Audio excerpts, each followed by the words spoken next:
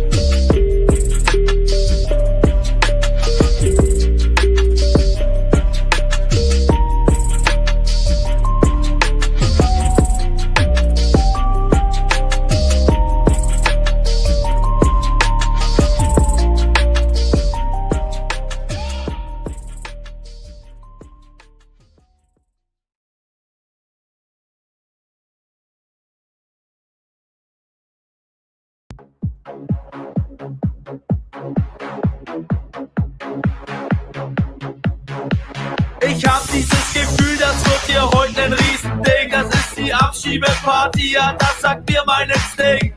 Heute fliegen alle nach Haus, es hat sich hier keiner benommen. Wir sind voll am Feiern, sie werden nie wieder kommen. Reißt die Hände in die Luft und macht die ganze Nacht Nacht, damit auch jeder linke Spasti geht, weil er abkackt. Diese Nacht ist Deutschlands Nacht, die Remigration geht los. Lass die Beste richtig pumpen bis in jeden Zeckenclub. Das ist JA-Musik, bei uns da brennt jeder Club. Es wird gefeiert wie noch nie, schmeißt die Hände in die Luft. Hey, jetzt geht's ab. Wir schieben sie alle ab, sie alle. Hey, jetzt geht's ab.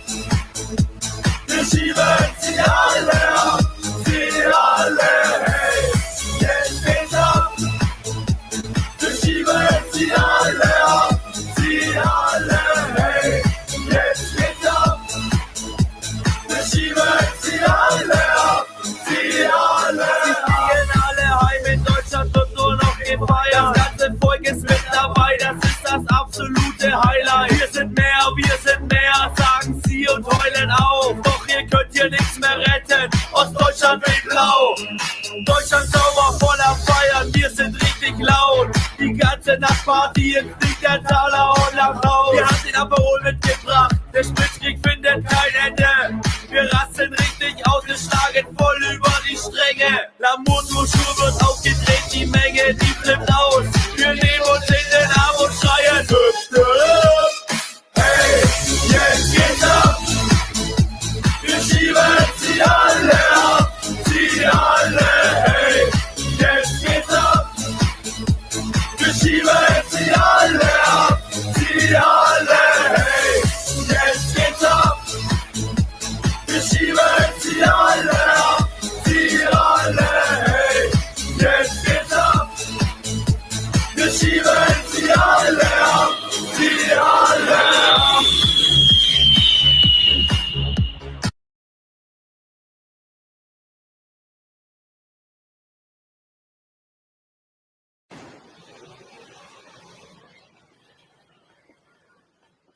There's nothing left but the fire in my chest and the air that fills my lungs.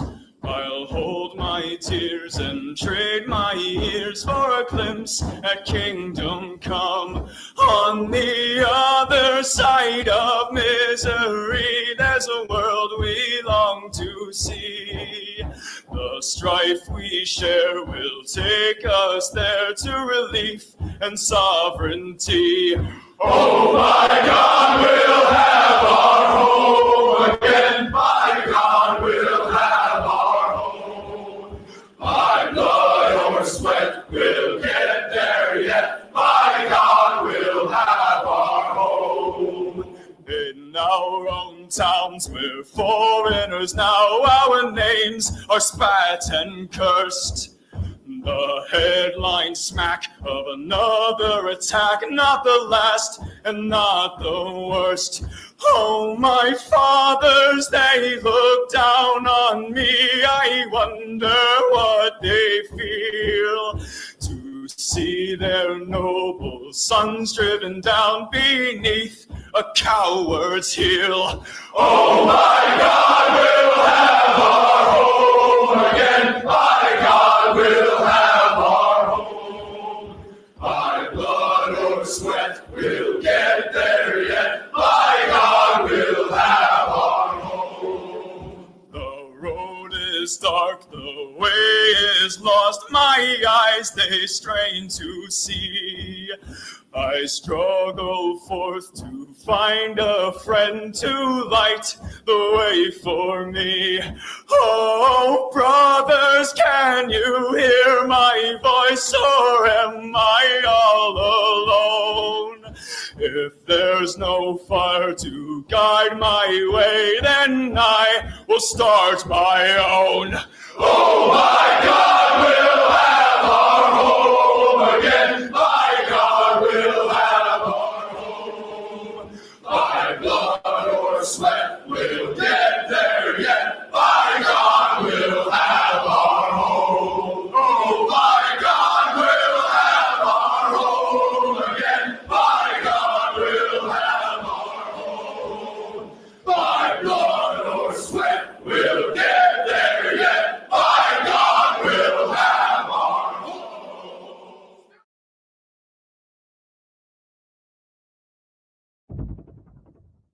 Mr. Soul, if we're a land that in God we trust, and Jesus says, let the children come to me, wouldn't you agree that we need to open our arms to Mexico? No, because every country has to protect its own borders. There was a time when virtually every country in the Western Hemisphere not only allowed but encouraged immigration on a massive scale because they had the land and they needed the resources and so on. It's not at all clear that if you were to throw the borders wide open, let anyone come who wants to, that this would still be the same country 50 years from now. And so in a sense, you can't let everybody come to America, because if everybody came into America, it wouldn't be America anymore.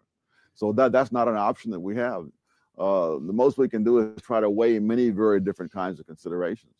Well, judging from the success of various groups in your book, who should come to America? How should we decide? Oh, that's a much tougher one, but I think that we should say that we do have the right to decide. And if people who come here from country X do well and make America a better place, then let more people come here from country X. And if people who come from country Y simply come here and become a burden on the American taxpayers, then less people should come from country Y. One of the problems we have is that the welfare state makes it very expensive to let immigrants in. So you have a country like New Zealand, whose total population is less than that of New York City. And they have all kinds of barriers against immigrants. They got 60 million sheep there and 3 million people, and vast amounts of empty land. But the point is, once you put your foot on New Zealand soil, you're entitled to all kinds of benefits at the expense of the taxpayers, and therefore the taxpayers don't want you. So it's not just a question of number of people in the land, it's a question of what kind of system do you have. And one of Germany's problems, one of the reasons for the great hostility to immigration in Germany, is that they are a welfare state. If this was a place where you come in and it's up to you to support yourself, I suspect you'd have a lot less resistance to immigration. And it's more than that, it's the so-called multiculturalism, which is really encouraging people to paint themselves into their own little corners and try to make it on their own. And that is one of the most horrible thoughts to me, because if there's one thing I've learned from all the years I've spent doing the research for this book, it is that every nation, every great civilization has borrowed heavily from the rest of the world.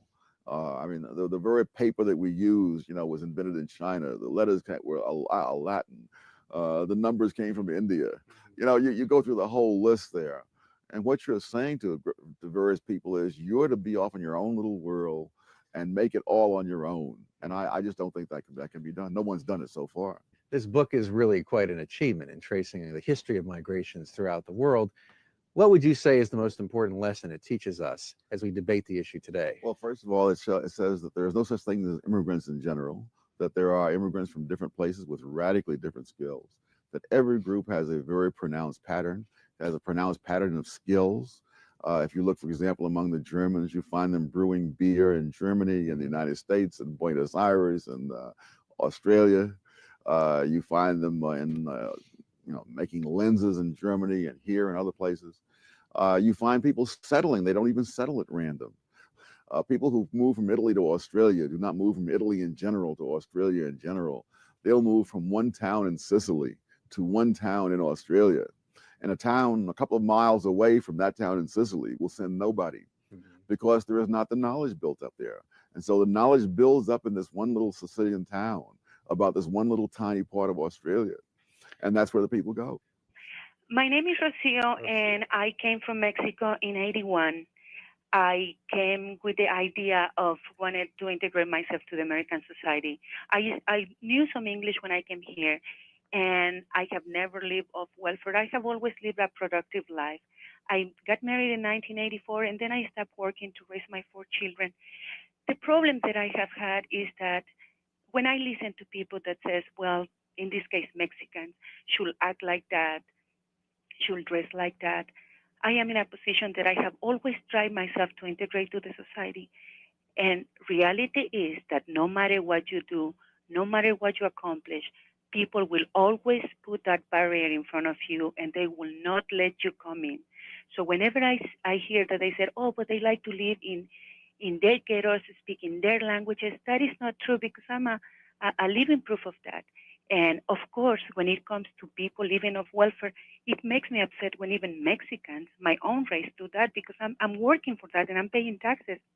But on the other hand, it is very sad that one day my children could listen a negative comment about his mother's race just because the fact that she is Mexican. And so how do you deal with that?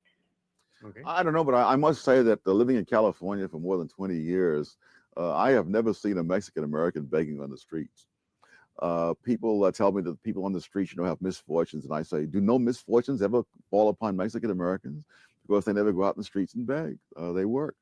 And I don't think that there is this tremendously negative picture of Mexican Americans. I think that, again, the activists are pushing for the bilingualism and whatnot. And in fact, the activists make it a point to minimize the input of the mothers and fathers on school decision making, because if you leave it up to the parents, the Mexican American parents will say, teach the kid English. But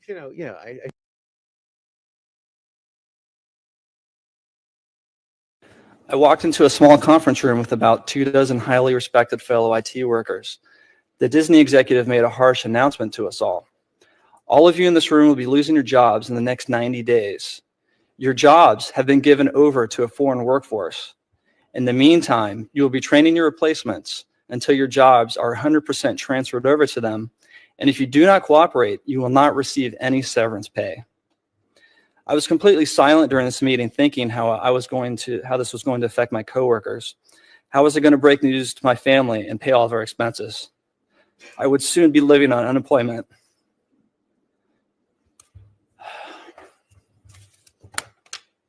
Later that same day, I clearly remember going to the local church pumpkin sale and having to tell the kids I couldn't buy any that year because my job was being turned over to a foreign worker.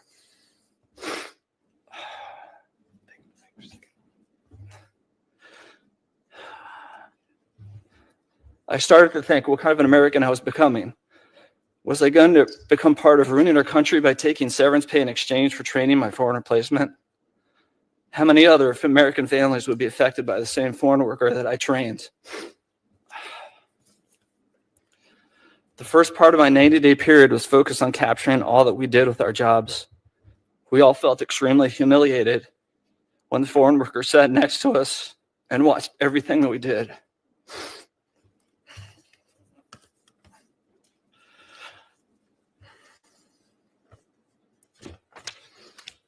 The final period of the 90 days was the most disgraceful and demoralizing, as we had to watch the foreign workers completely take over our jobs. And we came to grips that the upcoming Disney jobs promise didn't exist. Then finally, on January 31st of 2015, we were ordered to turn in our company badges, laptops, and then ushered out the door. How can it be that everybody that hears these stories about Disney and the like, from the barbers to the bankers, are completely shocked? Yet our lawmakers continue to debate the topic and take no action. The reason that more affected IT workers don't come out into the public is twofold. And that is why most lawmakers mostly hear from the tech giants and are very rarely heard from the displaced American workers who will disclose themselves publicly.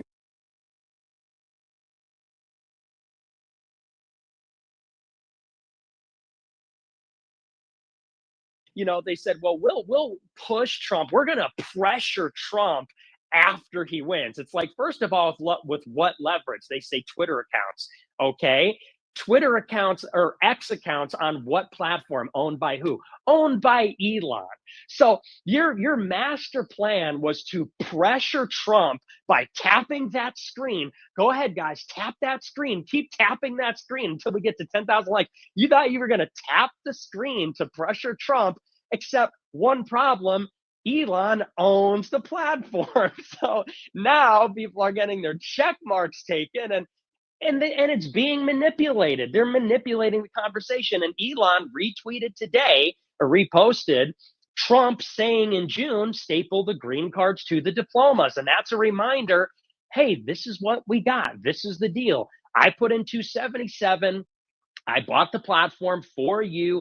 I made Trump win, and now Trump's going to deliver. And if you're against it, well, there goes your check mark. And people like Mike Cernovich are saying, well, you know, Elon's the king of Twitter, and you kneel when you see the king, and you grab this thing and all that. It's like, okay, but that's not really, I think, what people signed up for. That's why I never supported it, because I fucking told you so. I knew it was going to happen. And, we tried to stop it, but nobody wanted to help. I did Groyper War too. Everybody just made fun of me. Everybody said, oh, well, you're a Democrat plant. Oh, well, you just don't understand. You don't want to win. You're the eternal dissident. And you don't want to let that go. You just want to be oppositional and contrarian all the time. It's like, no, you just look at, hey, politics is what it is, guys. They tell on themselves. They love Carl Schmitt. And Carl Schmitt says the essence of politics is the friend-enemy distinction. They're telling you guys. And guess what? They're not our friends. They may be giving money to the Republican candidate. Ideological allies, it does not make them. And so nobody should be surprised that Elon is not like a anti-Zionist, white nationalist, whatever people projected onto him. It was never there. It was not there. And now people are shocked, and they really shouldn't be. Now I'm out here now, like I was then, opposing it and giving the argument saying, look, I mean, for me, I don't think we should increase the H1Bs. I don't think we should increase immigration. If you want to increase H1Bs, you need to offset that with no illegal immigration or mass deportations. Like, we need to get to net zero immigration, where there's frankly, there should be more people leaving than coming in, even if that's mass deportations with illegals, or at the minimum net zero. And I think that's for cultural reasons, identity reasons. I would argue it, probably is more efficient for the economy to bring in the cheaper labor. But then again, we're a nation, not an economy. That's my argument. I'm saying that now. I've been saying that for 10 years.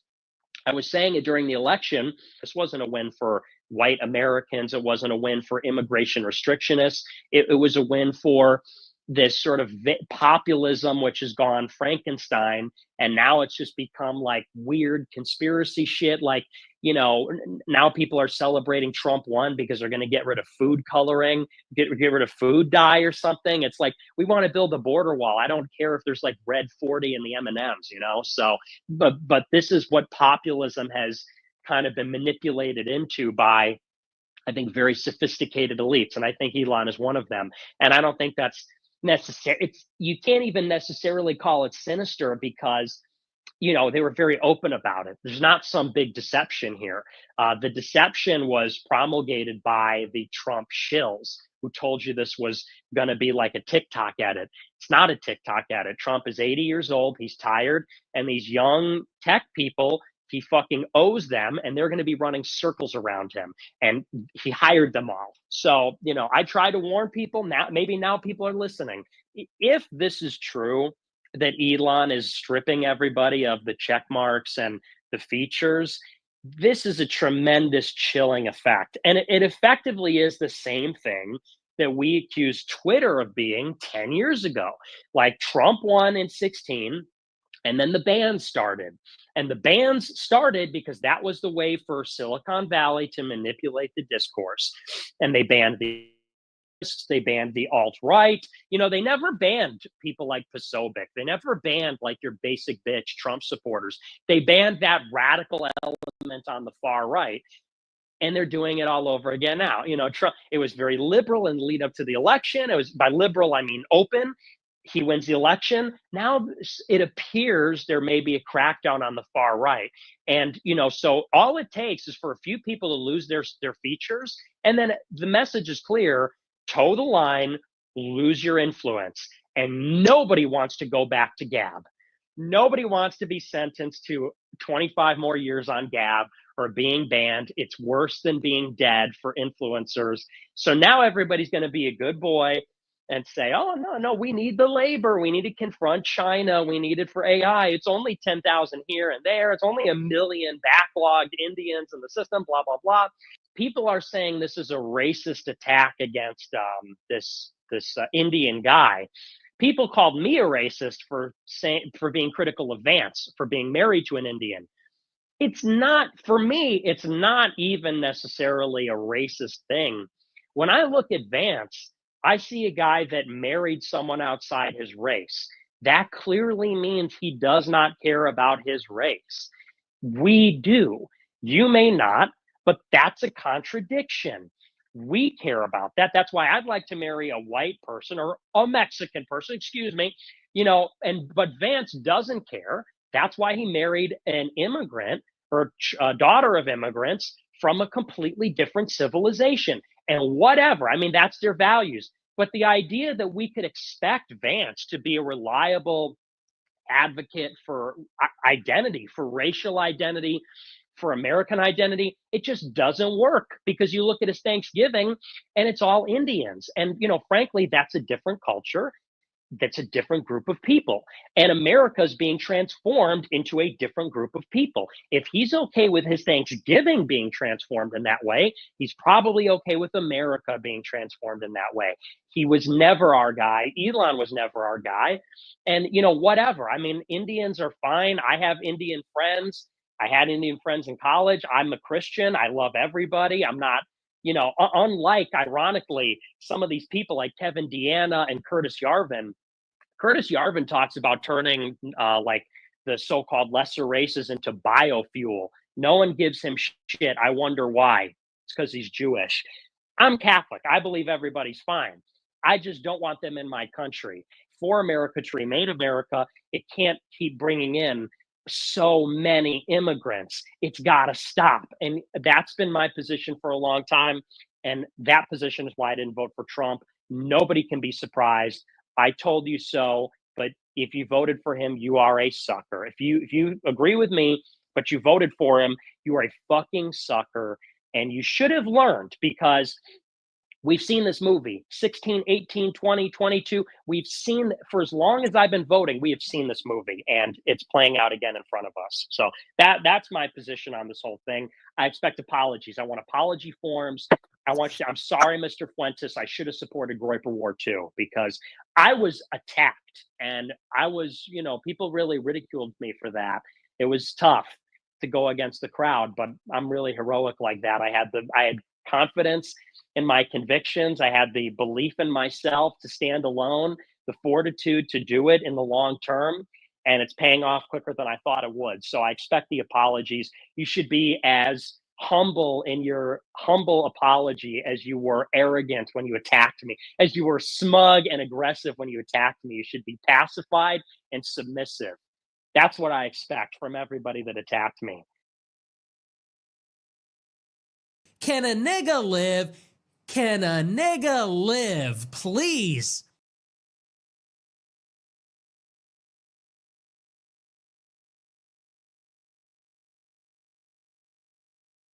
Elon Musk, once again, brother, I'm smart enough to tell you no to your face, and I'm evil enough to be able to expose you as a running dog for the greatest enemy this nation's ever had. You're a war profiteer. You're sleeping with the enemy, brother, and you've been doing it because you're not an American nationalist. You're not even an American. All you are is a globalist, okay? A globalist. Elon Musk, once again, brother, I'm smart enough to tell you no to your face.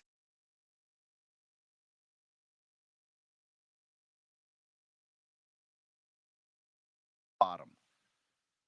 And Elon's put out this tweet that, all his companies have depended upon that. Now, we'll go dig out the information from public documents and just I'd like you to publish, we would like you to publish every engineer that you've brought in on HB1 visa and let us determine, let's just see the information and see if American citizens could not fill those billets. You're going to find we still haven't seen, if all this going on, have they come forward with any examples? One example from David Sachs to Vivek Ramaswamy to Elon Musk to any of them. Have they come up with examples of these Einsteins that the job could not be done by American citizen? American citizens come first. The problem this country in the last 40, 50 years is not just America hasn't come first, it's America last. It's American citizens last. And guess what? You provide the social structure. You provide the underpinnings. You are Burke's little platoons. As I say over and over again, in the Lions Club, in the Kiwanis Club, in the bottom.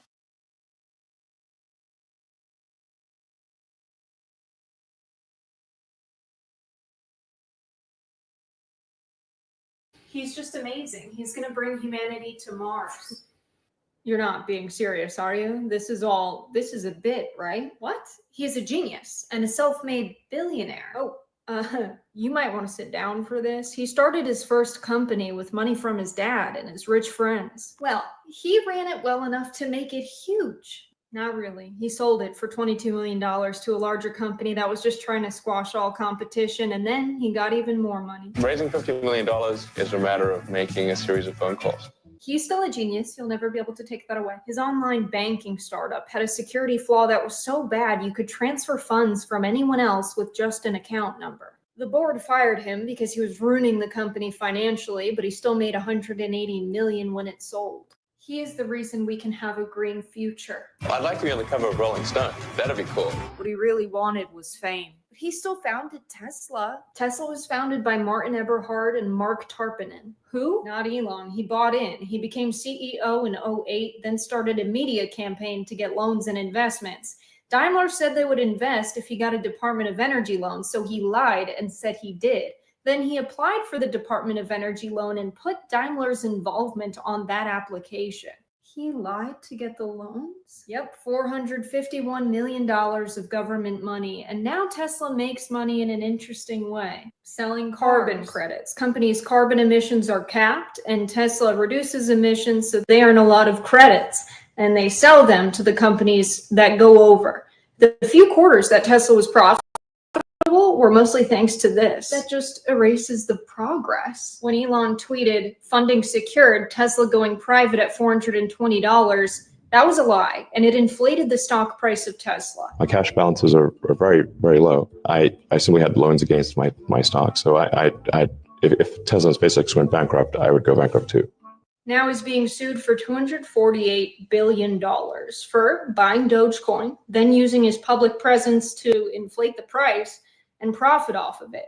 He says he's going to save the planet and save humanity while he exploits people and the system.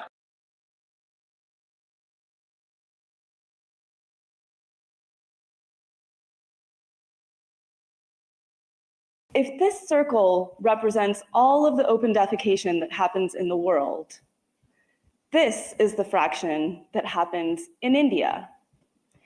And this is the fraction that happens only in rural India. 65% of rural Indians defecate in the open. So what that means is that most of the open defecation that happens in the world happens in rural India, and most rural Indians defecate in the open. Every day, 500 million in villages in India go in the fields rather than use a toilet or a latrine. That's bigger than the population of the United States. If this circle represents all of the open defecation that happens in the world, this is the fraction that happens in India. And this is the fraction that happens only in rural India. 65% of rural Indians defecate in the open. So what that means is that most of the open defecation that happens in the world happens in rural India, and most rural Indians defecate in the open. Every day, 500 million people in villages in India go in the fields rather than use a toilet or a latrine. That's bigger than the population of the United States.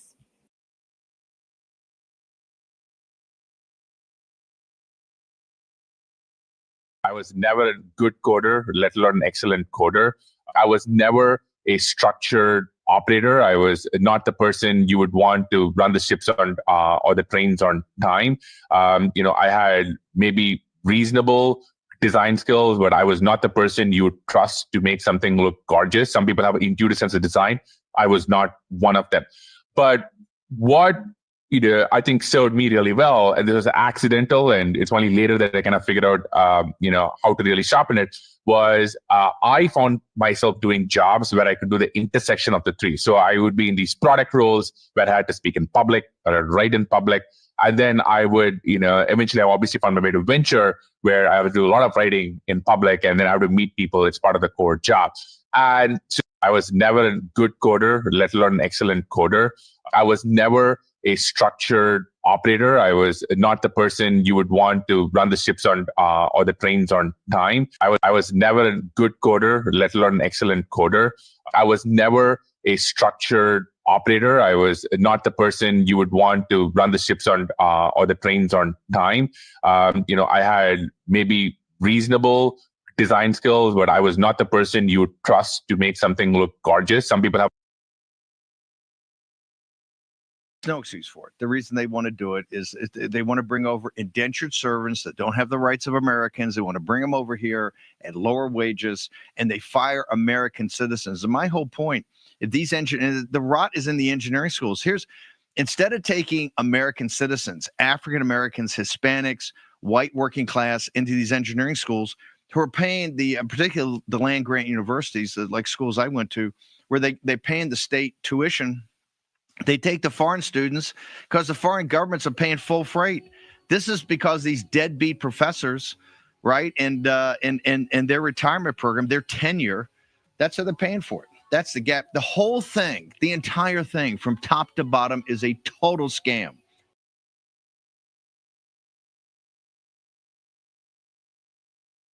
And wherever else you guys go to conquer. Wait, no. You want to conquer. You want to conquer our countries, correct? I'm talking about England. You want to conquer England. We are on the way there, yes. Why do you want to do that? Well, you know, you guys, well, not you, but the British came to India and ransacked us, killed millions of hours, people. So then that would mean it's about revenge. So it's about revenge. Correct. What goes around, we believe in karma. We're Indians. We believe in karma. Right. So we just have to kind of give it back. That's all. So let me just play this out for you. So India is like a total shithole. So let's just say, wait a second. Let's just say, for instance, for argument's sake, that you conquer the UK. How is that going to be better than where you guys came from? Oh no, we're not planning to make anything better. We're planning to put them back to the Stone Age. Really? So you just want to wreck everything and then what? Just leave it? That is the plan. Yeah, then we go back home. I mean, look, we've bought Land Rover, we bought Jaguar, we're about to purchase Rolls Royce. We're taking pretty much Google is ours, you name it. Microsoft is ours. We're taking over. So don't worry. Right. As much as you think we're dumb, keep believing so. Oh no, I know you guys are dumb. I mean, here's the thing. God forbid for that with that thought. No, I know it's true.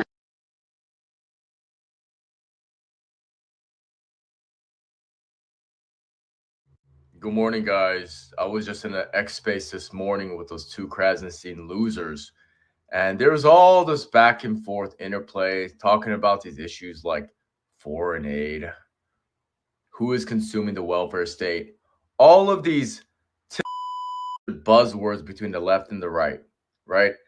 And obviously we're talking about this because the whole visa status with the mass importation of Indians for high-tech positions because Americans simply cannot fill the allotment. And all I have to say, and which they would never let me finish, is this is besides the point. Okay, these are all concentric circles that are surrounding a nucleus. And that nucleus is who are we as a people, the American identity. Not only are these people not Christian and they're not white, they don't want to assimilate proper whatsoever.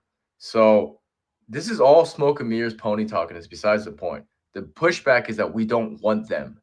Good morning, guys. I was just in an X space this morning with those two Krasnstein losers.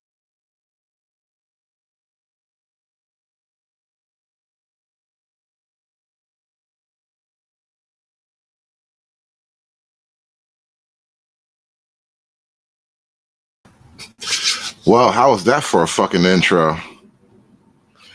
Welcome to the show, guys. Welcome to the show. I feel like a lot of points were made. I didn't even really want to waste my larynx muscles when all these other people could do the talking for me and I could just sit back, drink beer and smoke weed and, you know, let the show carry on without me. But that's been enough. That's been quite enough. So here's where we are right now. I think you guys are all pretty much caught up with the state of affairs and everything. Elon Musk says, the reason I'm in America, along with so many critical people who built SpaceX, Tesla, and hundreds of other companies that made America strong, is because of H1B. Take a big step back and fuck yourself in the face. I will go to war on this issue, the likes of which you cannot possibly comprehend.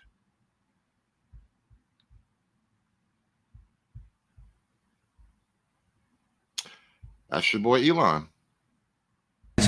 Fuck you. War. And so now, as you can see, he's kicked up a lot of shit on his own platform, no less. You know, the ban hammer is coming down on X/Twitter.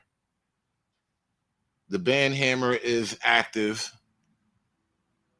Be careful out there, guys. Gray mode initiated, okay? Gray man initiated. You guys got to be careful out there on the interwebs right now. They got foreign mass flagging campaigns going on. Elon's got like a Curry hit squad combing through every tweet and post right now. It's crazy. It's crazy. Just remember, I told you guys, gray man initiated. Observe and report. Avoid as many aggressive altercations as possible.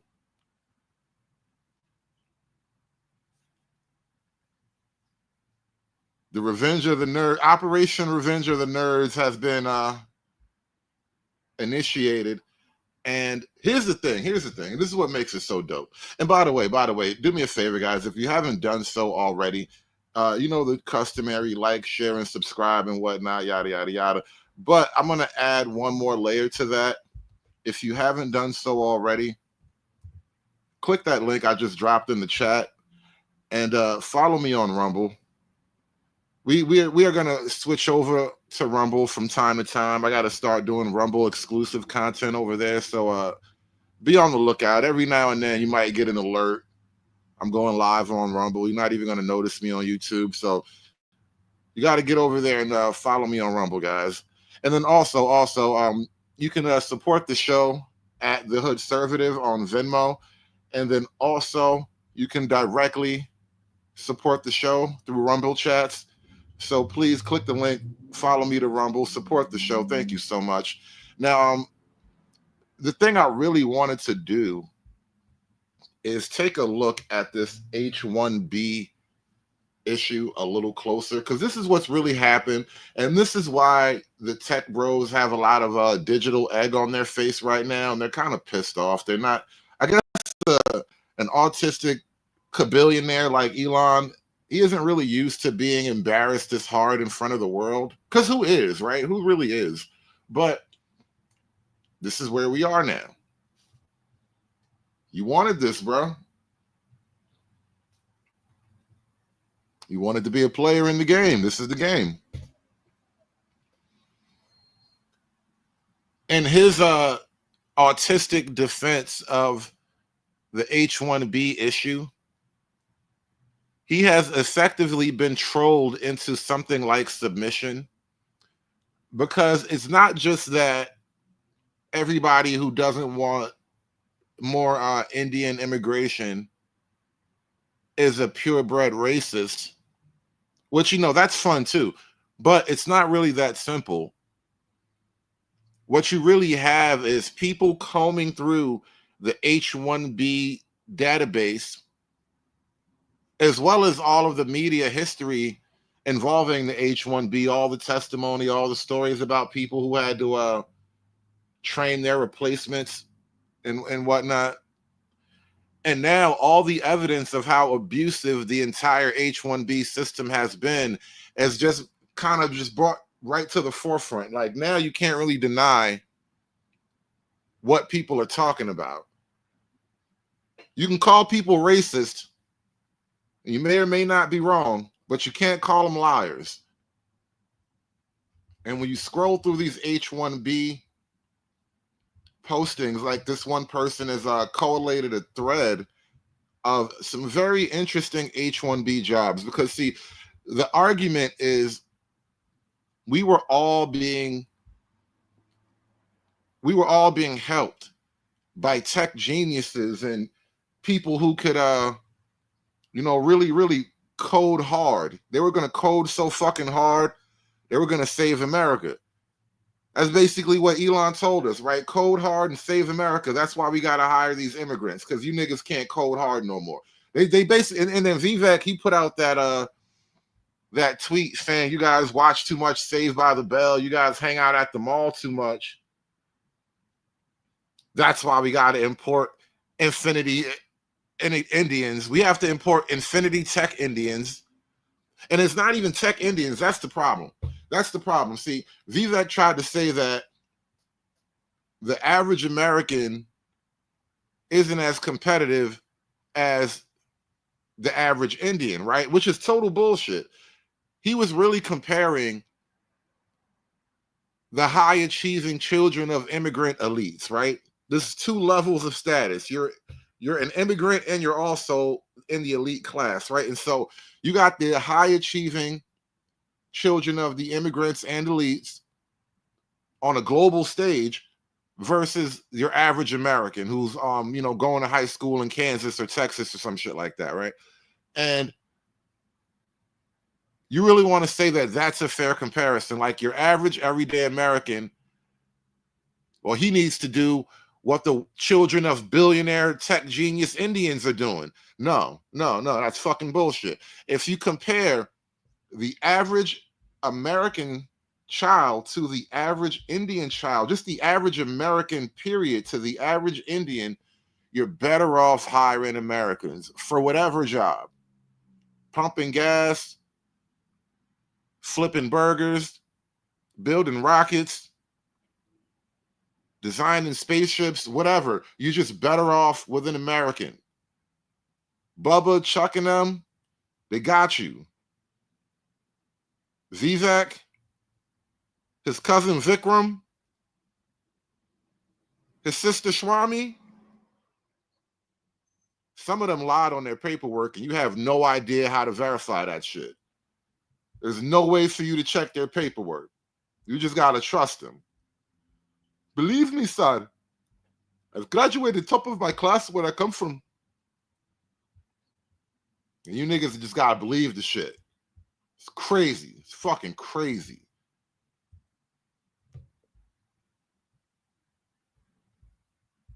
But that's the deal, though.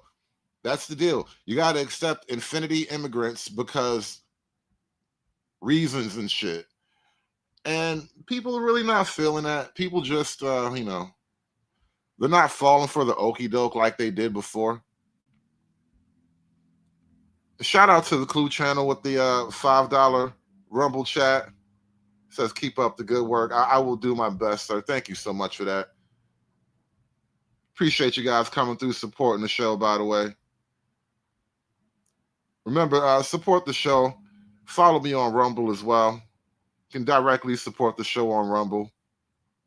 I need that money.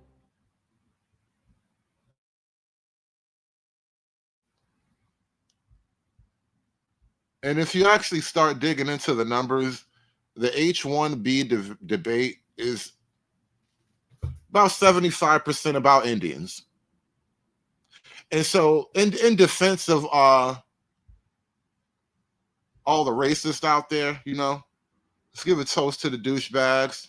Let's give a toast to the assholes. Let's give a toast to the racist white people, every one of them that I know. We're the whites. Nobody ever cares if bad things happen to us anymore. They didn't make it about race. You guys did. The numbers made it about race. It's not racist to notice the numbers here. Somebody's clearly running a game over here. This is clearly a hustle. Somebody's fucking with the system right here. There's no way that you just get these numbers. So all of the smart all of the smart people in the world come from fucking India, right?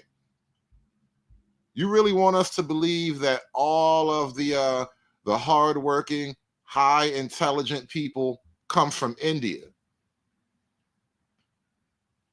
I'm supposed to just disregard everything that I ever observed, everything I've ever seen, everything I've ever heard and read. Fuck all that shit.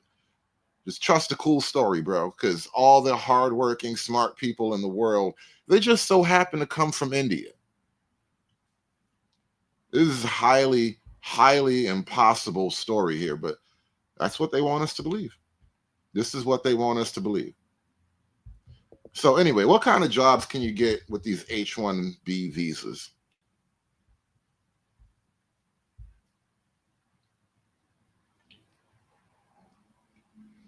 A chocolatier at USA Manufacturing.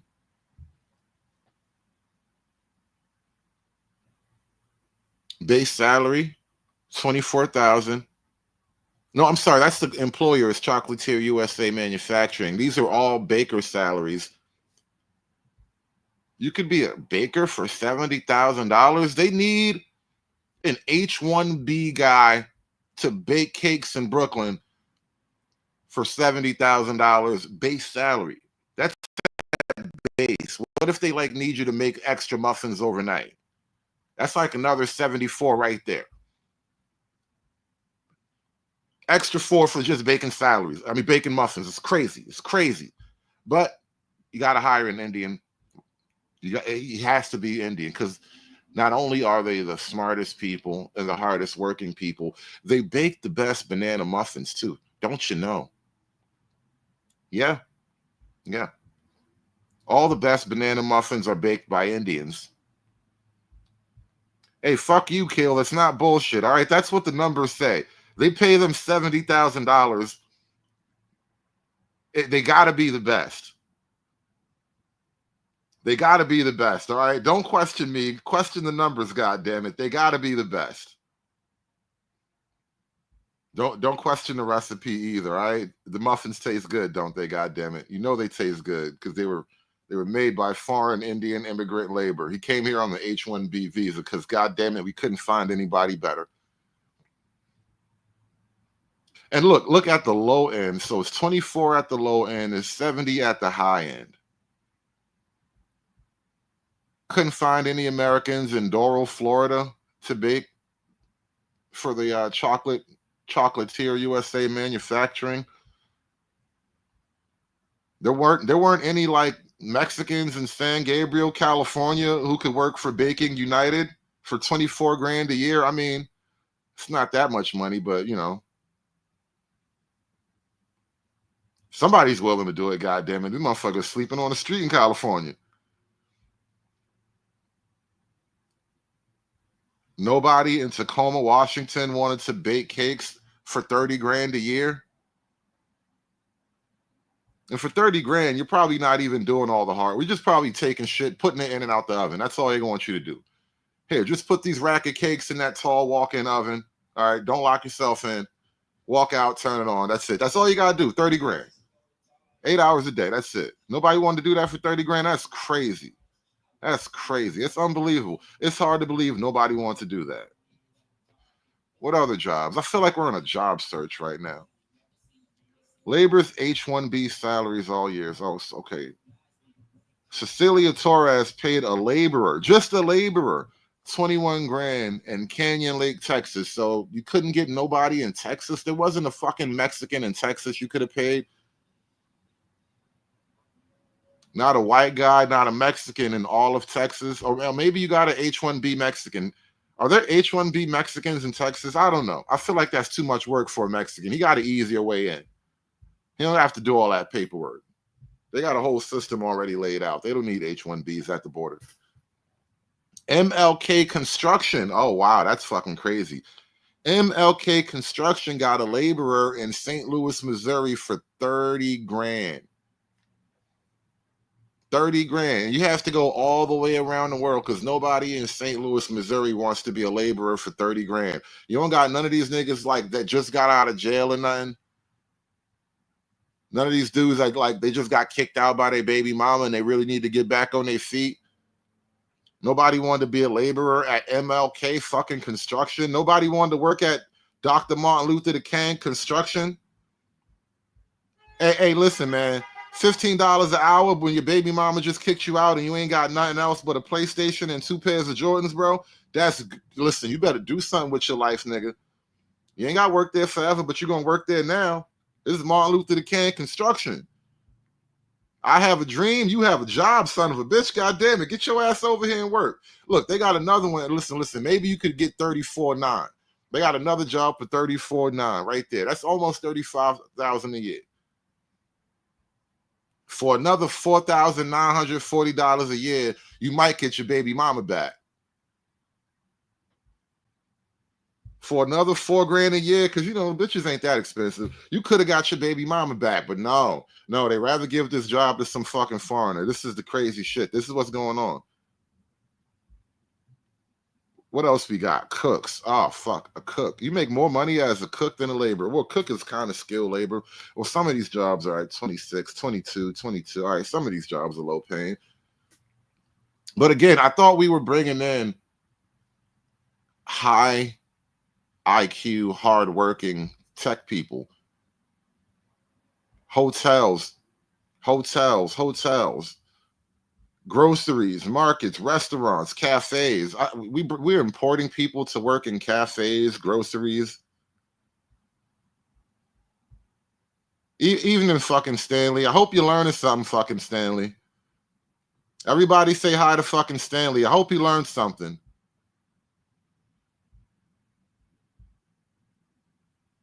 Janitors, H1B janitors, 30 grand in Canton. What's this, Massachusetts? Outside of Boston, probably. 30 grand. You had to go around the world to get a janitor. Nobody in Boston. Again, nobody got out of jail, needs a job. Nobody down on their luck, just trying to get their life back together. You have to hire from India. It's crazy. And then you wonder why people willing to go to war on this issue, because everybody knows it's a fucking scam. You've been lying the whole time. $52,000 in Wichita, Kansas to be the director of pickle motherfucking ball. Pickleball.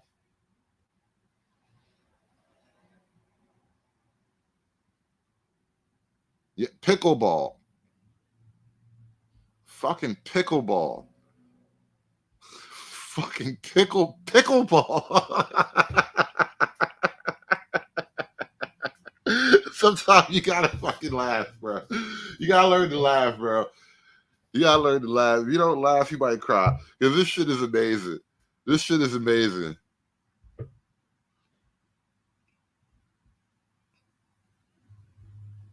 Bro, these are not all New York jobs. These are jobs from all over the country.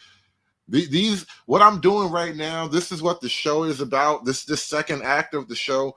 We're going through the database at the H1B site. Well, somebody has went through the database on the H1B site, and they've just pulled out what's there. And apparently you can immigrate to America because we desperately need pickleball coaches. Americans don't want to be pickleball. I would coach for 52 grand a year, bro. I'm coaching pickleball. And we're going to the fucking championship. For 52 grand a year, I'm going to make fucking killers out of these pickleball players. These kids are going to catch bodies on the court. 52 grand a year? Oh, fuck. You're going to be... We're going to be like the Bad News Bears of pickleball, all right? You're going to hate us, but then we're going to win. 52 grand a year for fucking pickleball? Oh, my God. This is ridiculous.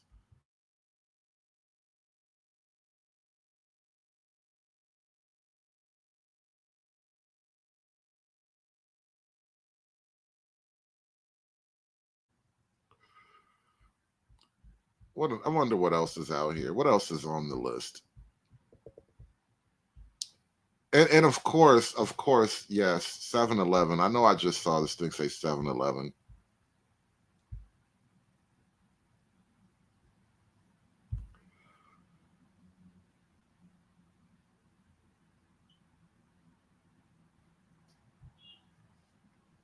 $24 grand. You know, this is supposed to be like some teenager's job. This is supposed to be like old people and teenagers working here. For 24 and 30 grand a year, you need retirees and teenagers. That should be working here. Grandpa and Lil Ricky. That's who should be working here at your 7-Elevens and shit. But you can't. Apparently, Americans don't even want to work at 7-Eleven, right?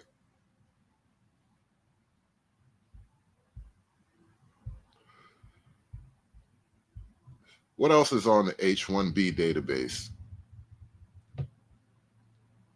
Wow, 40 grand a year. Okay, so in Corvallis, Oregon, you can be an intern at Oregon State University. You don't even have to go to school. Hell, once you start interning, you might even get in for free or at a discount or something. This is a life-changing job right here.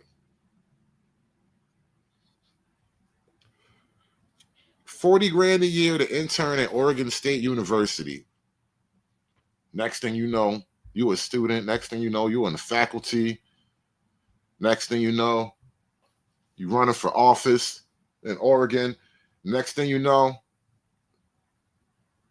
you got all your cousins immigrating to Oregon from India, and you just overrun Oregon State with Indians and shit. This is what's happening. Listen, don't be surprised if Oregon turns into a little Indian hub. It's crazy. It's crazy. This H1B thing is wicked.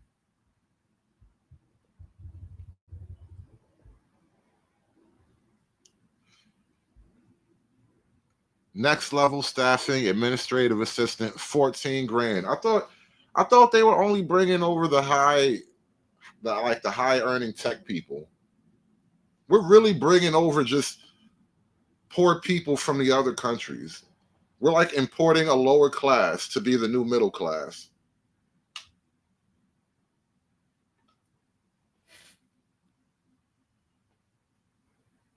Administrative assistants.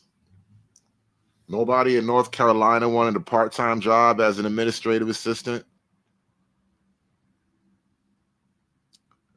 Nobody in Maryland wanted to be an administrative assistant for 32 grand. These probably part-time secretarial jobs. Hey, Doc Thunder, I didn't say that. That is a conspiracy theory. They told us the replacement theory. One, they said replacement theory is a white supremacist racist lie. And two, nobody wants to replace niggas, right? We're safe, right?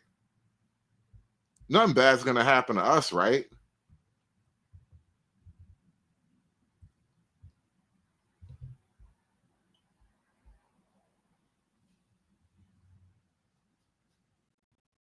Oh shit.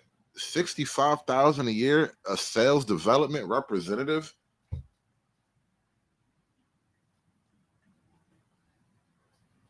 In Brooklyn, New York. Oh wow.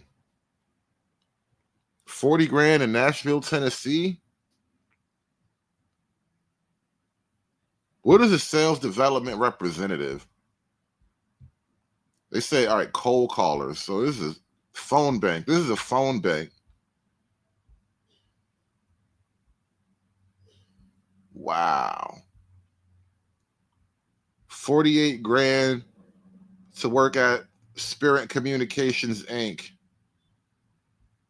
This is probably San Diego, California. 49 grand to work for Snowflake, Inc. Look at this bullshit. 49 grand to work at Snowflake, Inc.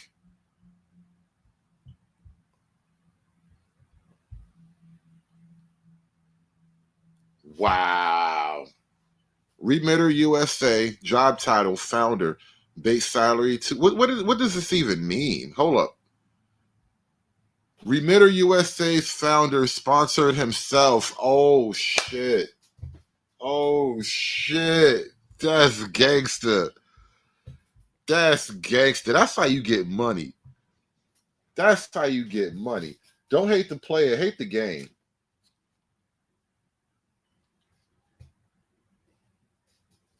My man, he sponsored himself for a $205,000 job. I wonder if he gave himself a kickback or something. Like, how do you really work that system? And shout out to Anunnaki, the one with the $20 Rumble chat. It's in challenge of gulagism. It has no understanding that Gulag Nation can dig deep. Can you dig it? Gulag Nation going hard. Listen, we just digging through the numbers. That's all we doing tonight. We are just digging through some numbers. We're having fun with numbers. Shout out to my man Anunnaki with the $20 Rumble chat, man. Smash that like button for me, y'all. Hulk! Smash!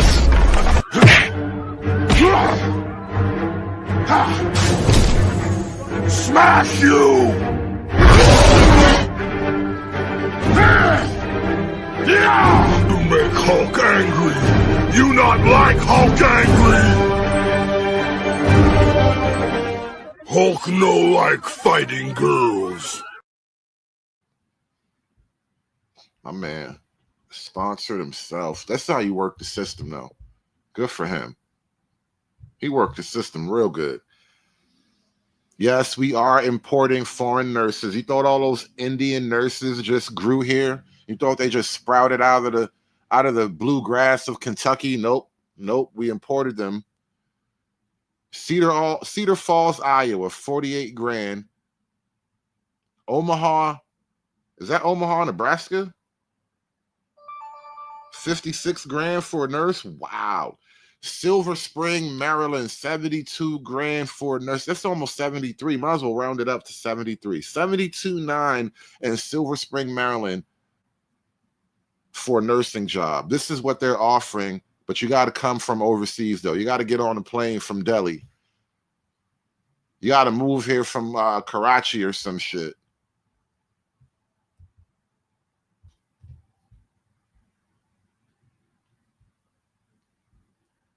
Yeah, we're importing dog trainers. 45 grand in Andover, Connecticut for a dog trainer. Because none of the little white kids in Connecticut wanted to be a dog trainer. Not a one.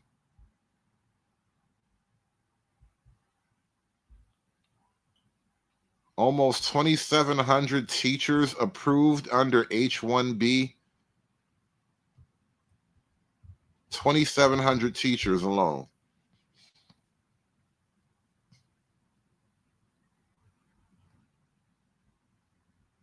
An Indian classical music developer, base salary $4,000 in Sugar Land, Texas. All right, this is the one job that actually looks good. All right, listen, we get a foreigner over here. Hire somebody from India.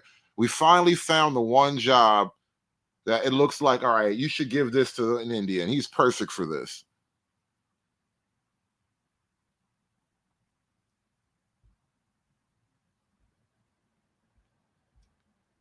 Indian continental fusion chef, 77 grand. Okay, you know what? We found a couple of jobs. All right. Indian continental fusion chef, 95 grand. All right. But even still, you know, there's not one guy in Alexandria, Virginia can make Indian food. I mean, if you can make tacos, you can make chicken vindaloo. Not one guy. But all right, I'm not going to fight that. Indian specific jobs. All right, you slip that one in there.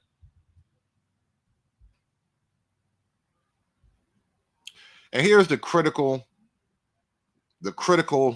number set, right? This is the real data set. The H1B pay lowers the average job pay, the average salary in all of the individual sectors listed: technical lead, software engineer, Java developer, hardware engineer. These are all tech jobs right here at the top. All these different tech jobs: programmer, database administrator, analyst, project manager, business analyst, architect, research associate, right? Technical lead, that's the highest paying job, it seems like. They lower that base pay by nearly 50%. That's the real thing. That's what's going on here. They lower the base pay by nearly 50%.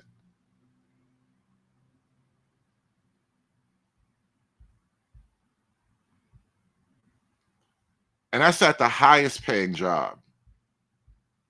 So you could have made $189,000 as the median pay. So I'm not even talking about the high end. That's just the median average. You could have made $189,000 as a technical lead. You could have made more, but you won't make more because now you're competing against people willing to do it for 95 grand. And for that 95 grand, they're going to bring all of their village over here eventually. They're going to spend every dime. They're going to spend like 85 of that 95 grand getting all their cousins and villages and their goats and their cows, everything. They're going to bring it all over here. They're going to bring a giant statue of a shitting Shiva goddess, and they're going to set it up. They're going to do it all. I'm just saying that's what's going to happen. Yeah, listen, please, God, no. Yeah, yes, that's what you're going to get.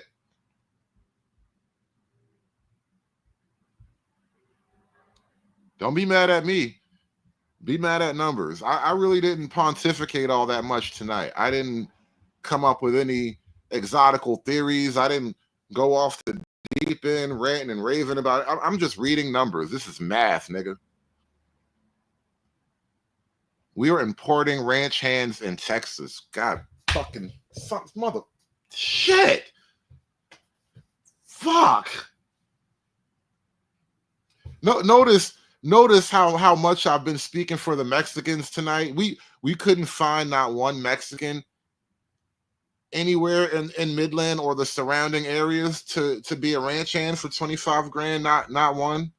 Not a Jose. Not a Rico. Not a Pablo. Not a Nestor. Nobody. We're importing ranch hands and why is Texas importing ranch hands? Oh man, this is amazing. Yeah, we got ranch Jeets now. Ranch Jeets, bro. We got ranch Jeets. No, I don't see now they're touching. I don't trust them with our I don't trust them with the cattle supply, no. You know, because they worship the cows and shit. They're going to start acting all weird around the fucking cows. No, I don't trust them. I don't know. No, get these people off the ranches. They don't do ranching in India. Like, literally, they don't do ranching in India. Every cow is a god, and you have to worship their shit and bathe in their pee. Like, no. Fucking Texas is importing ranch hands. Oh, fucking hell. Yeah, we need those high IQ H1B guys, right? High IQ H1B job right here. 25 grand for a ranch hand in Texas, bro. It's not me. It's the numbers. It's the numbers, man. I'm just reading the numbers, and the numbers are amazing. Shout out to Sabir with the $20. Appreciate your support, bro. Thank you so much.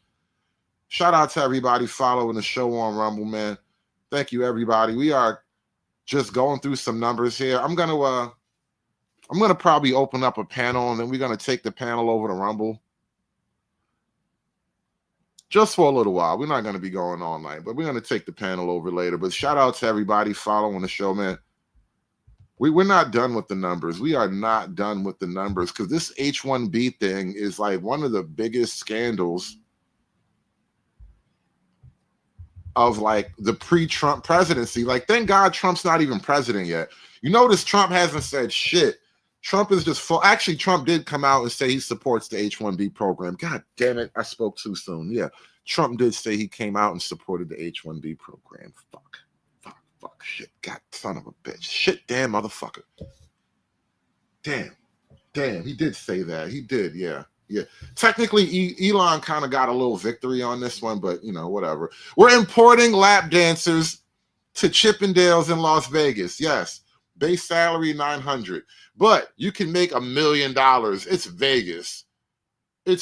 Now, I feel like Vegas is at a personal rock bottom when you're importing strippers from India.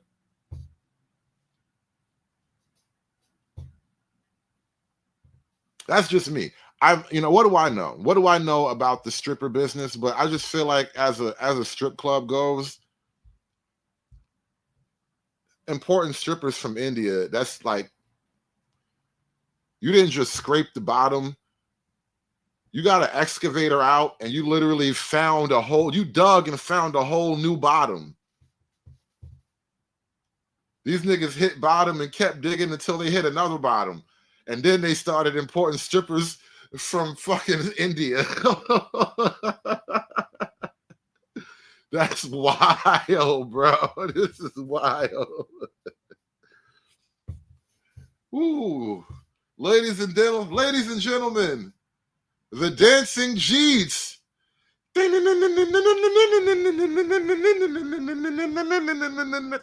no, fuck no, not the dancing Jeets, no. Oh fuck, what the fuck, man?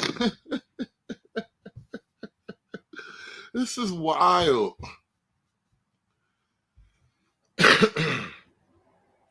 You ever wonder, like, you know, so recently Congress was about to have a shutdown because they wanted to pass a bill that was like a kabillion pages long, and so obviously nobody ever gonna read all those pages. So you're gonna write anything in the law, and then 3 years later, you know, we're running a scam to buy private jets for South African dignitaries or some shit, and it's all legal, right? And it's because nobody actually read the paperwork. This is what you find when you read the paperwork, bro. This is what you find when you read the paperwork. We're importing the dirtiest hoes. We got, and like, don't we have our own dirty hoes in America?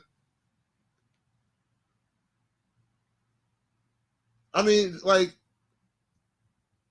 if one thing America doesn't really run out of is dirty bitches willing to dance for $1, bro. Like, do we really got to import strippers?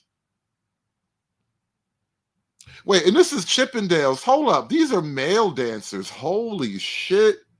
Holy, I just realized, reset. I just realized Chippendales is a bunch of male strippers. Oh, God. The dancing Jeets. It's still dancing Jeets. Oh, my God. But it's male. They're importing the male dancers. Whoa. Whoa. Fucking hell. Y'all bitches is disgusting. Actually, not even. I can't even blame that on women. There's a bunch of really just filthy gay men, and they were just like, you know what I want? I want dancing Jeets. Tired of all this American bun. Ah, fucking hell. Oh God, it's such a sad world we have. So close to the apocalypse. I just know it. I just know it. We're importing plumbers. Damn, 26 grand to be a plumber, bro. They fucking up the game. I know there's no plumber that's going to work for 26 grand a year. That's at least a 50 grand job, bro, at the minimum. And that's like as a fucking apprentice or something. You're not going to be a journeyman. You're not going to be in the union making those fucking 26. Bro, 26 for a plumber, that's, bro. Y'all fucking whirl up with these numbers, man.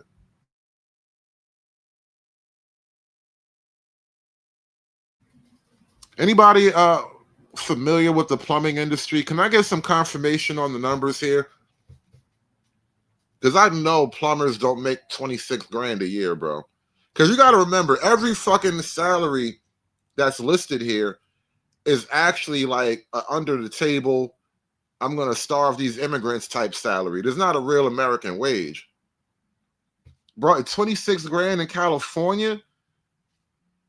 You can't even afford to be homeless in California at 26 grand. 70 to 100. Look, my numbers were low. I lowballed the apprentice at like 50, but yeah, I know you got to be making good money because I'm not touching nobody's shit for 26 grand, bro. I'm not even smelling your fart for 26 grand. That's crazy. But 26 grand, no, I'm not smelling a fart. I'm not doing nothing.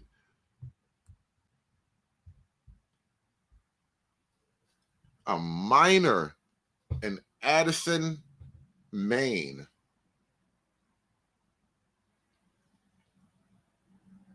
At Georgia Stone Industries. They probably out of quarry or something. I don't even think you're like a real miner with a pickaxe and one of those little hats with the candle on it, you know? You're probably out there just operating machinery, pushing a cart. But 51 grand? So imagine what that job really pays. It's probably like a 70 grand job if they're offering 50 to some illegal immigrant type shit.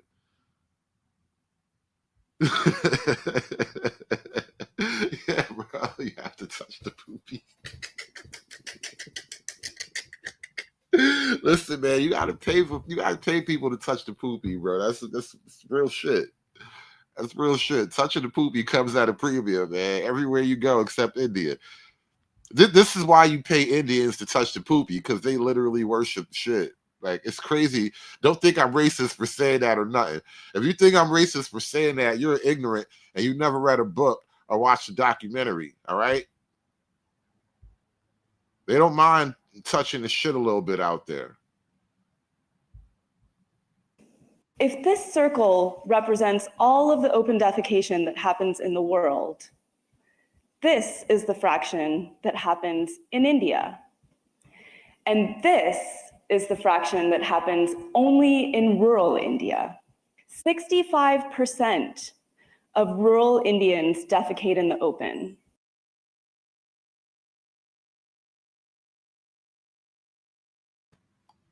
I'm just saying. You gotta lean to your strengths. You gotta take a job that's gonna, you know, nourish you. Job you can be proud of. Job doing something you love. We're importing social media specialists for 40 grand, 45 grand a year, 48, 50 grand a year, 51 grand. That's 52 basically. Social media specialists, bro.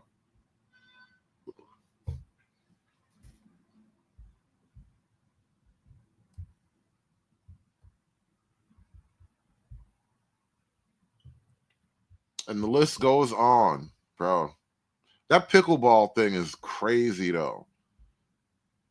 That pickleball thing is crazy.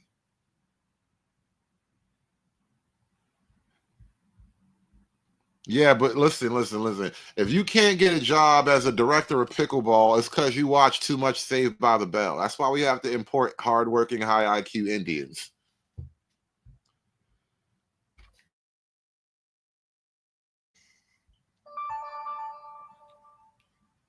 Don't make no sense, bro. Don't make no sense. Somebody explain this to me like I'm two.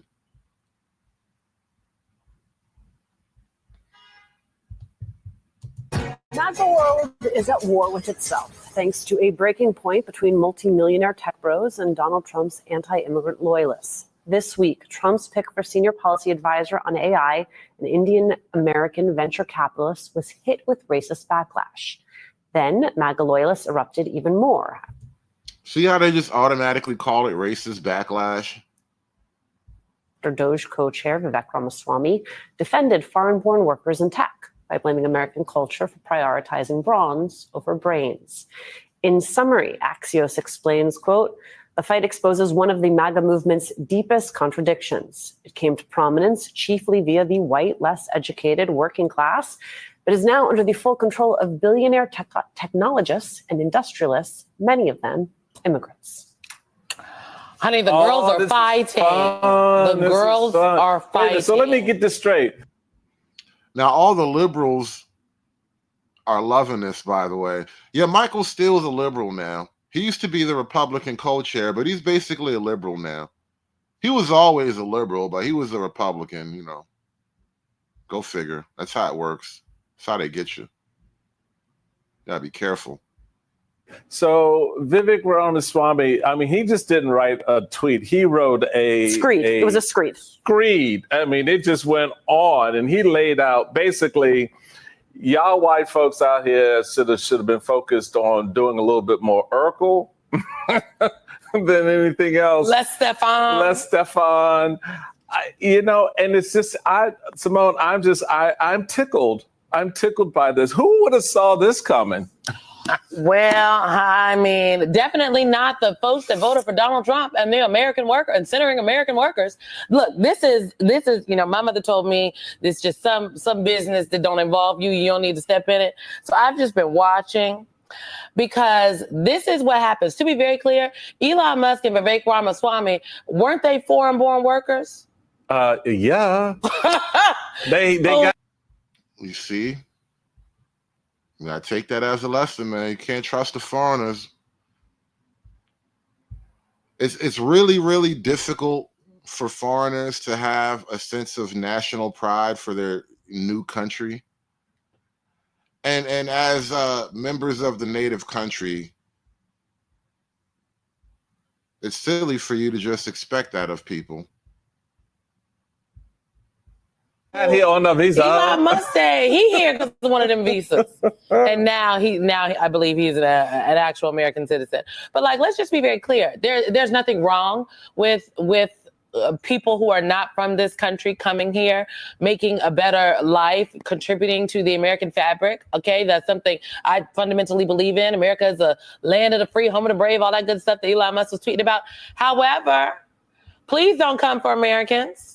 And I would like, let's be very clear, I would like white Americans to stand up. This is your calling card, honey. Where's your banner? Because they coming for you. They said y'all white and lazy. That's crazy. She trolling right now, but she does have a point. She really does have a point. She trolling like a motherfucker. So don't be falling in love with this bald-headed bitch. But why does she have as much hair? Maybe slightly less hair than Michael Steele, by the way. If you added it all up and put it on a scale, she has less hair than Michael Steele. But she did drop a bar. With people who are not from this country coming here, making a better life, contributing to the American fabric. Okay, that's something I fundamentally believe in. America is a land of the free, home of the brave, all that good stuff that Elon Musk was tweeting about. However, please don't come for Americans. And I would like, let's be very clear, I would like white Americans to stand up.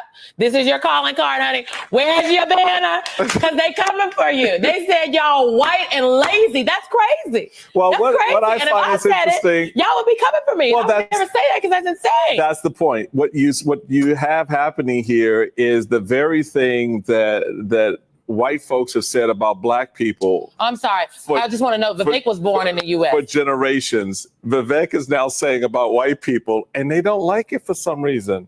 Oh, y'all not lazy. Y'all not slow. Y'all not stupid. Well, that's what we've been saying for 400 years. And yet, here we are. You still want to not read our history or go through our CRTs and all this is why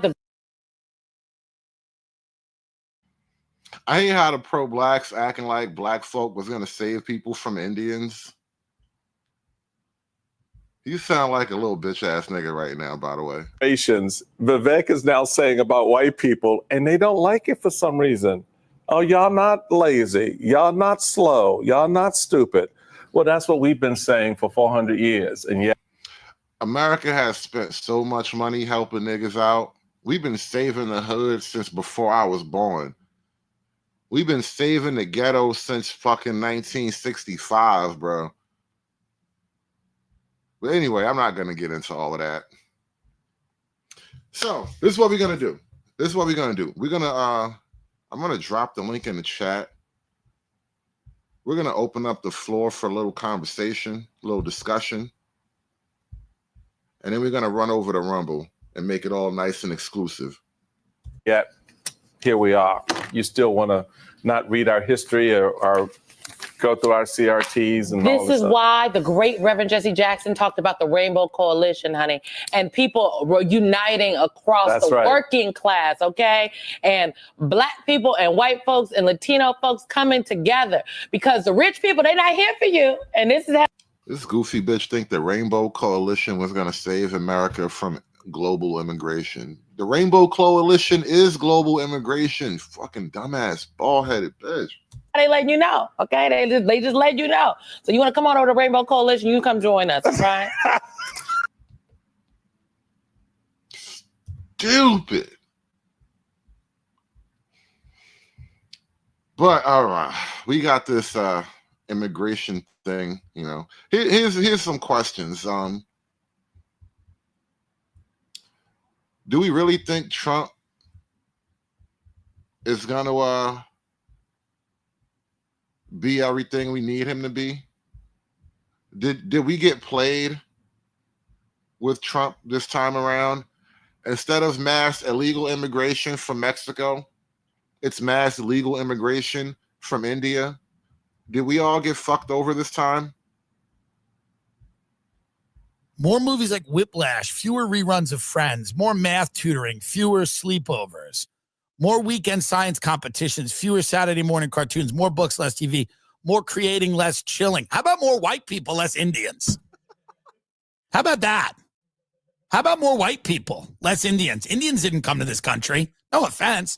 But if we're going to critique the country, how about more people that actually came to the country and fought in those wars? Was there a lot of Indians that fought in the Civil War? I'm confused. I just don't know. It sounds like a racist point, but it's actually not. It's been made by people like Tucker Carlson and Ann Coulter. And if they're racist, then I'm racist. No one's racist no more. If everybody's racist, nobody's racist, goddammit. This is why I encourage the racism, so we're not the only ones out here being honest. Racism for everybody. You get a slur. You get a slur. You get a slur. You get it. Everybody gets a fucking slur. But it's my point. I understand what he's saying. I wasn't a fan of Friends. I liked Frasier. I understand we need more math competitions and shit like that. But this is the type of shit that is going to eat that movement from the inside. He's basically going out there and saying, by the way, we need to import people because no one in this country is up to the task. So we need generations of people. What is the sleep? What a weird move. No sleepover, less sleepover. What about smart kids having a sleepover? This is going to be a big problemo, by the way, for them. It is, because these people don't give a shit about America. They just don't. No offense to these people. They just don't. I know them. They don't care. They don't care. So, tonight's question. Did we all just get fucked over? We won, but we lost, right? It's like World War II. We won, but it feel like we really lost, though.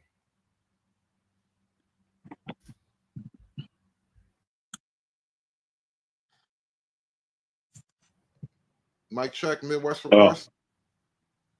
Yeah, I mean, I'm still trying to process all that real quick, but like, it is something that I kind of like. It's just like I knew it was going to come. The win was going to come with some kind of conditions attached to it, you know. And I don't know if that was just part of the reason why he won. You know what I mean? Because obviously, I think I mentioned this before in a previous stream where it's just sort of like there was like a tug of war of like elites and shit, which they both want the same thing. It's just that they all didn't have a seat at the table. I mean, Elon had his spat with, Bill Gates. And they were like, there's also like, the elites and the WEF and also the American elites, and they're having a dick measuring competition, but they all, at the end of the day, want the same thing. It's just like what kind of, I guess, consultation prize we will get out of that whole tug of war and shit, right? And it's just kind of like the realization that it's just like, yeah, at the end of the day, like, unless we're paying for these people's like political campaigns in fully, right, and we get rid of lobbyists, then how the fuck are you going to be preventing this type of behavior from going forward? You understand what I'm saying? Like, what is the incentive for them not to take those deals? Yeah, that's kind of what Nick was pointing out in the clip I played at the beginning. Is like, what you thought you were going to stop this because you were pressing buttons on Twitter? You're just going to keep tapping the screen and you're going to stop all the Jeets from coming over here on H1B visas? Nope. That's what they paid for. It's probably what they're going to get. Yeah, and I think it's like, and the big part of it is too is the I guess is the watering down of the idea of what an American is, right? Like, Because you could always like, what is it? Like, what does it mean to anybody? Like, I've asked myself this question when I was told, by people, you ain't Mexican. And I've been told by other people, you ain't American, right? And then, I had to like figure out like, well, why do they don't consider me American? Because I was holding on to shit that wasn't real. And then it's just sort of like, even now, like after I made my determination on that, right? Like there's always that question of like, well, what does it really mean? Because if you ask anybody else, it's like, it's a green card, right? It's a visa, it's papers. So it doesn't really matter what the fuck you believe or what loyalties you had, because this is like a whore you're just taking advantage of. So why are you even thinking about this too much? Like there was like what? when I was I like this. Hold on. I don't want to go too deep into that because I want to come back to that in its own like dedicated segment, because the what is an American conversation is fascinating, and I have some thoughts on it. I really don't think I've really shared deeply, but I want to get into it, and I want to kick it to American Man next, though, so we can get the conversation opened up a little bit more. American Man, what's going on? What's up, gentlemen? What's up? Of course, something was going to come with it, right? I guess the left and the right was sort of fighting over which immigrants are we going to have, and not whether or not we're going to have immigrants, right? Which ones? I don't think, I don't think we'll get as many. Crazy. The left wants to bring in like Mexicans and Latinos from the southern hemisphere, and the right wants to bring in all these allegedly high IQ Indians, and I'm like, damn, I gotta side with the left. I would rather have the Mexicans, bro. I said that before. Like, listen, the Mexicans are not as alien to the culture as the fucking Jeets are, but that's a whole different conversation. Anyway, go ahead. I'm sorry. I mean, I personally don't think any of them are civilized, to be honest. But anyway, it's kind of amazing, right? Watching that MSNBC clip with that bald head bitch. It's kind of amazing because it's the realization that the blacks don't get it. That they truly think every day and every moment is them versus white people. And, as I watched all this unfold, I'm starting to realize the reason why all this is happening and the stupid questions of what is an American and all that, because the blacks really helped open the door for this nonsense. Now, I'm not leaving out the white liberal, but had the blacks sort of shooed the white liberal away and just kind of never got in bed with them, we probably wouldn't be here. Especially not to this extent. I don't think a lot of the pro-black sorts really appreciate that it is actually the white conservative, allegedly racist white American that keeps America a place that black people actually want to live. The more it becomes a liberal globalist utopia, it's going to become a less secure place for black Americans. Like, think about this. And I don't think a lot of black people have really thought this through at all. But that's why I said in the beginning, it's amazing how the blacks don't get it. I was over there on John's channel. I was talking to a couple of them over there on John's channel, and they were talking about this thing yesterday. And I'm like, don't laugh and celebrate the downfall of the white man so quickly, because I don't think you really understand what happens to the black position when the white man is the minority. Like, if the white man's not in charge, you're not going to be in charge. You're not going to run this just because the white man steps down. There's a literal black pill, unironic black pill baked into that whole statement you just said right there too. Yeah, here's the thing, right? Black people are running on this fallacy that if only we can get more of the others here, we can all be against the evil white man. And what they don't understand is, one, and I'm sorry, I got to get a little racist. What you don't understand, not you, but what the monkey niggas don't understand is, one, you are American. You're not an other. But you've othered yourself in this country and let them tell you you're like the Mexicans and the Chinese and the Jeets. You're not the other. But they think, oh, it's just us and the others. Because we're all the others, we can defeat the evil white man. The Jeets don't have a problem. The Jeets are not waking up talking about, I want to defeat the white man. They're not waking up talking about that. Well, yes and no. They actually are. I played a clip of that earlier in the show. There was a guy like Handsome Truth. Handsome Truth is like some extra crazy over the top racist character on his shows or whatever. And he was talking to this Indian guy, and they were in the UK, but he was talking about how no, they actually do want to overtake the UK and then just collapse it and then go home and shit on the beach like they used to do. Back before the white man colonized them, when they were just happily shitting on the beach and killing each other and burning their wives and shit. The white man put a stop to all that, and they never forgave him for it.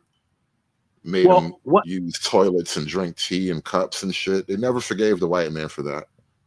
Here's the question that I ask after, right? And this is what I wish someone would finally say to black people. After you've invited all these people here to burn your country down, and they all go back to their country, where's back to your country? Right. Where's your open door? Right. I can't go. Listen. My dad is from another country, but I got no real roots there. I get off that plane. I'm a fucking foreigner. They gonna rob me. I get off that plane without escort. But bro, that like that's the point that these people don't realize. They and that's the thing. And I realize all the years of manipulation. And I just got to be honest and say it, man. Like these boomer blacks, these niggas got to die because they actually are white supremacy for black people.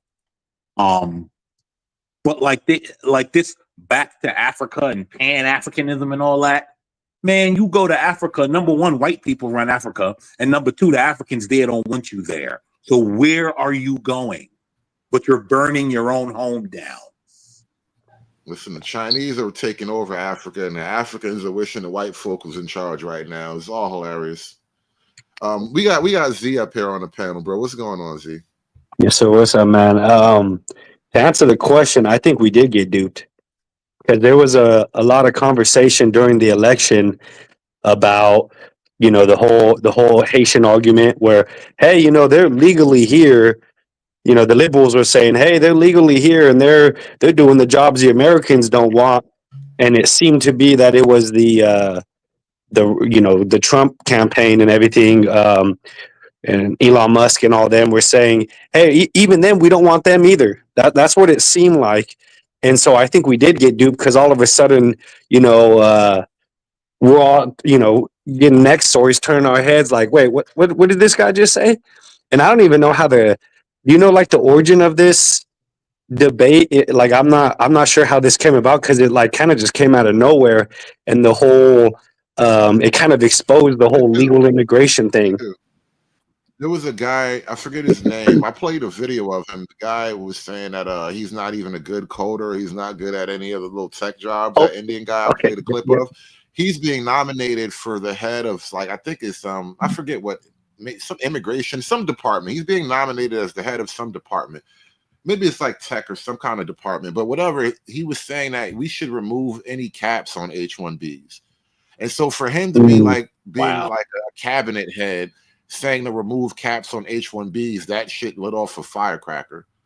Okay, that's what that makes sense. Okay, yeah, because I was wondering where this all stemmed from because I just woke up one day and it was like, I'm just seeing Indian people on Twitter talking about, we're going to take over the country and shit. I was like, what did this come? What the hell just happened? But I've known that this has been a thing because I've worked with, I work in electrical engineering and I've worked with a Pakistani dude. I've worked with a dude from Saudi Arabia, a Muslim guy. Both of them are Muslims. And the things they tell me, because they're foreigners, so they don't really have the understanding of, they're full mass off. They don't really have political, walking around on eggshells, making sure, they don't say anything wrong.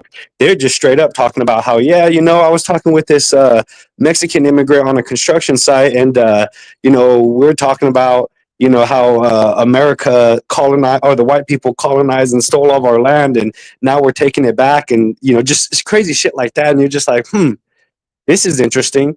And the Pakistani dude, I was actually really cool with this guy. And, one of the things I was kind of interesting was like, we hired this dude, and it's like, I had to teach him like everything. And I put in the comments when you were before that, I'd rather be better off with just a high school kid, who just got good grades, because I literally had to teach him everything, like change definition, just use different words so that he would understand what I'm talking about, because he doesn't fully understand English and just crazy shit like that. It's like, I'd rather just have a fucking college, a high school kid without even a degree. He could do this job.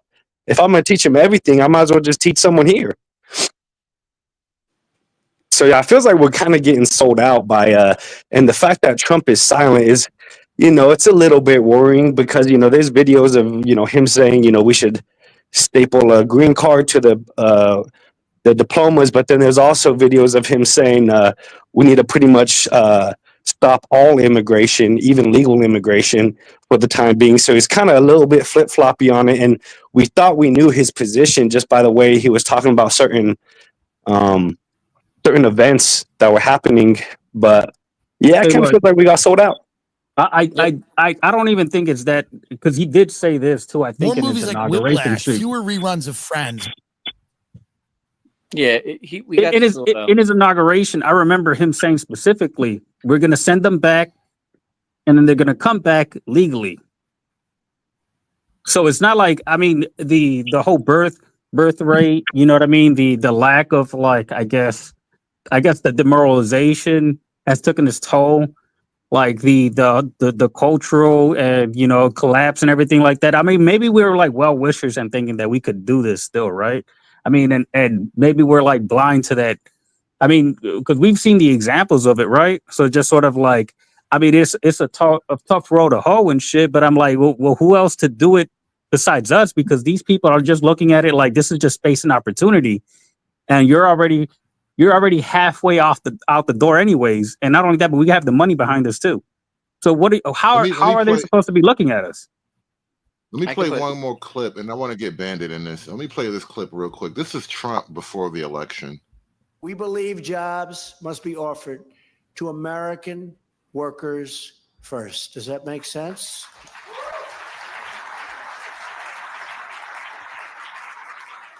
Right now, widespread abuse in our immigration system is allowing American workers of all backgrounds to be replaced by workers brought in from other countries to fill the same job for sometimes less pay.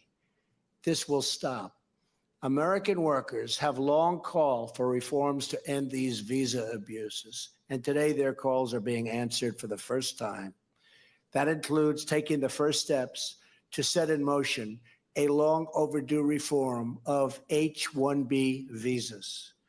Right now, H1B visas are awarded in a totally random lottery, and that's wrong. Instead, they should be given to the most skilled and highest paid applicants, and they should never, ever be used to replace Americans.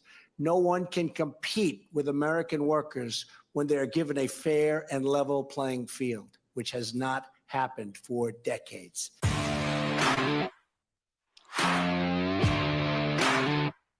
Restore the American dream.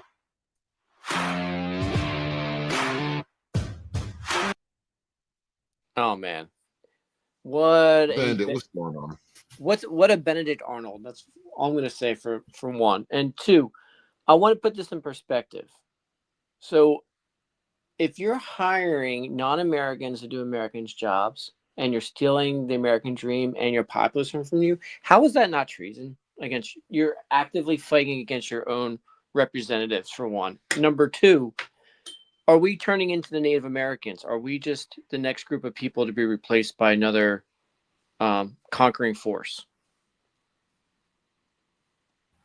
Yeah, And that's kind of what it feels and like. if that is the case, if we're going to be the new, what's that term in the 1920s? Man, I'm drawing. What is it? The ones that didn't want to automate. Oh, what the hell they're called? But The Luddites. The Luddites. Thank you. So we're basically turning into the Luddites, and the only way we're going to win this is two things: either stop buying their shit, which I know is harder to say than not, or two, you got to rebel against it. Like honestly, maybe Twitter needs to die. I mean, there's something that we're going to have to do as a country in order for this to not make us turn into the Native Americans, because that's what's going to happen. We're going to be put on quote unquote reservations, and that'll be the end of us. There's a couple of questions I want to raise, but I think right now is a good time to make a hard break. Everybody listening, thank you guys who've been following me on YouTube. If you have been paying attention to the channel lately, you know we're trying something new over here. So we're actually going to shut down this part of the show on YouTube, and we're going to go exclusively to Rumble for the rest of this panel. And there are a couple of conversations I want to explore, mostly the American identity, and then beyond that, I guess how to protect or defend the American identity, because that's what it seems people are calling for. They see America as a particular kind of thing and a particular kind of people, and we'll get into what that could be. And then, you know, how do you defend that sort of thing? So that being said, shout out to everybody who's in the YouTube audience right now. Do me a favor, click the link that I've been posting in the chat. We're going to migrate over to Rumble right now. You guys have a great night on YouTube. Thank you so much for watching the show. We're going to end this in just a minute and go Rumble exclusive in 5, 4, 3. It's done. It's done. It's done. It's done. It's done. It's done.